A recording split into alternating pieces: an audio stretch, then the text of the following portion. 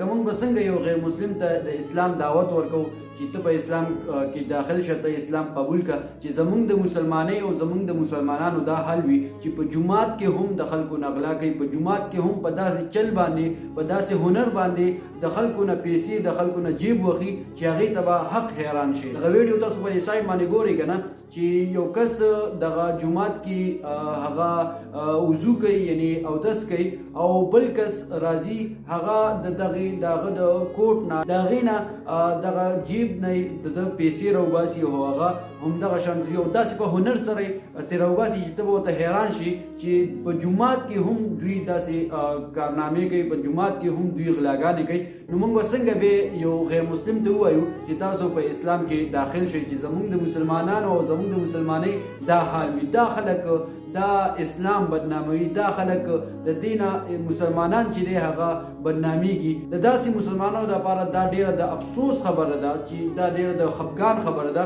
چې په جومات کې هم د خلکو نه غلاګانې کوي. بهر خو بیا موږ ووایو چې هغه خو څه ګیله د هغې نه ده پکار چې په جومات کې غلاګانې شروع شي د خلکو نه. نو زه به وایم چې بیا به څوک جومات ته هم نه ځي، ځکه چې هلته به یېرېږي هغه چې هسې نه چې څوک زما نه جیب ووخي، هسې نه چې زما نه څوک پیسې واخلي. نو ډیره د افسوس خبره ده، ډیره د خفګان خبره ده. یقینا چې په دغه ویډیو باندې په کتلو باندې انسان ته، مسلمان ته او پښتون ته هغه افسوس ملاو شي. دا د یو پښتون کمیونټي دغه یو ویډیو ده، ځکه چې په دې ویډیو کې شاته چې کوم دغه اواز راځي نو دغه د یو پښتنو راځي، پښتون چې دی هغه خبرې کوي.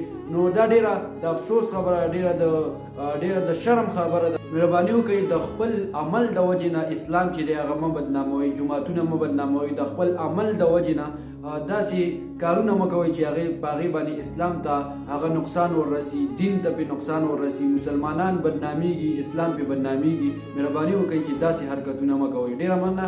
دغه ویډیو در سره مخکې زیات نه زیات شیر کړئ. د وخت راکولو یو جهان مننه کوم. د لوی الله په امان.